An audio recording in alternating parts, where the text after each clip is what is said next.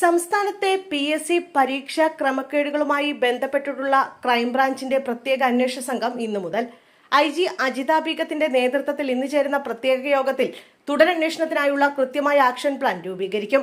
അന്വേഷണത്തിന്റെ ആദ്യഘട്ടമെന്ന നിലയിൽ വിവാദമായ പരീക്ഷകളുടെ വിശദമായ രേഖകൾ ആവശ്യപ്പെട്ട ക്രൈംബ്രാഞ്ച് PSCക്ക് കത്ത് നൽകും. ആസൂത്രണ ബോർഡിലെ നിയമനങ്ങളുമായി ബന്ധപ്പെട്ട് ഉയർന്നുവന്ന ക്രമക്കേടുകളാകും ആദ്യം സംഘം പരിശോധിക്കുക.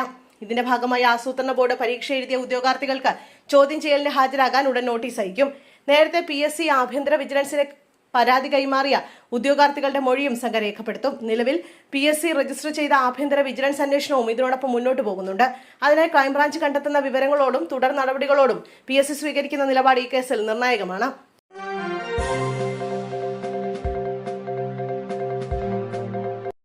നടൻ വിനായകനെതിരെ കേസ്, തുടർ നടപടികൾ വേഗത്തിലാക്കാൻ പോലീസ്.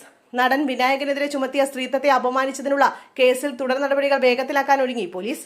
വിനായകനെ നോട്ടീസ് നൽകി ചോദ്യം ചെയ്യലിനെ വിളിപ്പിക്കും. അടുത്ത ആഴ്ച തന്നെ നോട്ടീസ് നൽകാനാണ് അന്വേഷണ സംഘത്തിന്റെ ആലോചന.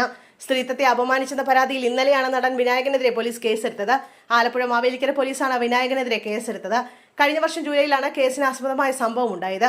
ആലപ്പുഴയിൽ വെച്ച് നടന്ന ബാലാവകാശ കമ്മീഷന്റെ സിറ്റിംഗിൽ പോലീസിന് കമ്മീഷൻ കേസെടുക്കാൻ നിർദ്ദേശം നൽകിയതോടെയാണ് FIR ഇട്ടത്. ബോംബെയിൽ ജോലി ചെയ്യുന്ന തഴക്കര സ്വദേശിയുടെ പരാതിയിലാണ് കേസെടുത്തത്.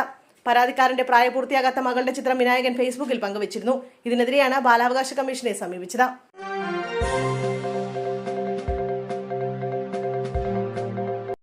നിയമസഭയിൽ നിന്നും MLAയുടെ വ്യാജ ഒപ്പിട്ട പണം തട്ടി മുൻ MLAയുടെ PA അറസ്റ്റിൽ. നാട്ടിക മുൻ MLA CC മുകുന്ദന്റെ മുൻ PA മസൂദ് കെ വിനോദ് അറസ്റ്റിൽ.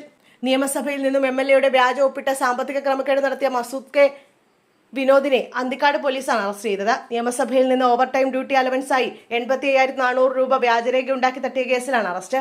MLAയുടെ വ്യാജ ഒപ്പും സീലും ഉപയോഗിച്ചാണ് പണം തട്ടിയത്. മസൂദിനെ റിമാൻഡ് ചെയ്തു. യൂത്ത് കോൺഗ്രസ് നേതാവ് A മുഹമ്മദ് ഹാഷിം നൽകിയ പരാതിയിലാണ് അറസ്റ്റ്. 2021-24 കാലയളവിലാണ് മസൂദ് തട്ടിപ്പ് നടത്തിയിരുന്നത്. യൂത്ത് കോൺഗ്രസ് നേതാവ് A മുഹമ്മദ് ഹാഷിം നിയമസഭാ രേഖകൾ മൂലം പരാതി നൽകിയതിൽ 2024 Thiruvananthapuram museum police case register ചെയ്യുകയും 2025 മാർച്ച് മാസത്തോടെ അന്തിക്കാട് പോലീസ് സ്റ്റേഷനിലേക്ക് ട്രാൻസ്ഫർ ചെയ്യുകയും ചെയ്തിരുന്നു.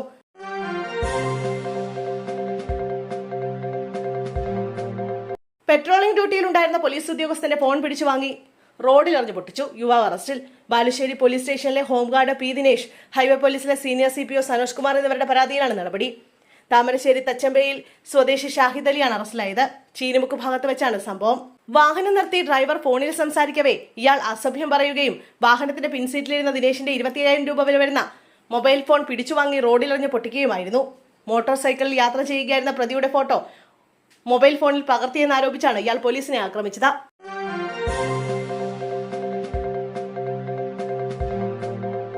കൊല്ലം ചടയമംഗലത്ത് KSRTC സൂപ്പർഫാസ്റ്റ് ബസിന് തീപിടിച്ചു. കുരിയോടിന് സമീപം ഇന്നലെ പുലർച്ചെ 5:30 ആയിരുന്നു പുനലൂരിൽ നിന്നും തിരുവനന്തപുരത്തേക്ക് പോകുകയായിരുന്ന ബസ്സിനാണ് തീപിടിച്ചത്. അപകട സമയത്ത് ബസ്സിലുണ്ടായിരുന്ന 8 യാത്രക്കാരും പരിക്കേൽക്കാതെ അത്ഭുതകരമായി രക്ഷപ്പെട്ടു. യാത്രക്കിടയിൽ ബസ്സിൽ നിന്നും പുക വരുന്നത് ശ്രദ്ധയിൽപ്പെട്ട ഉടൻ തന്നെ ഡ്രൈവർ വാഹനം റോഡരികിലേക്ക് മാറ്റി നിർത്തി യാത്രക്കാരെ സുരക്ഷിതമായി പുറത്തിറക്കിയായിരുന്നു. തുടർന്ന് കടക്കലിൽ നിന്നെത്തിയ ഫയർഫോഴ്സ് സംഘം എത്തി തീ അണച്ചു. തീപിടുത്തത്തിന്റെ കൃത്യമായ കാരണം വ്യക്തമായിട്ടില്ല.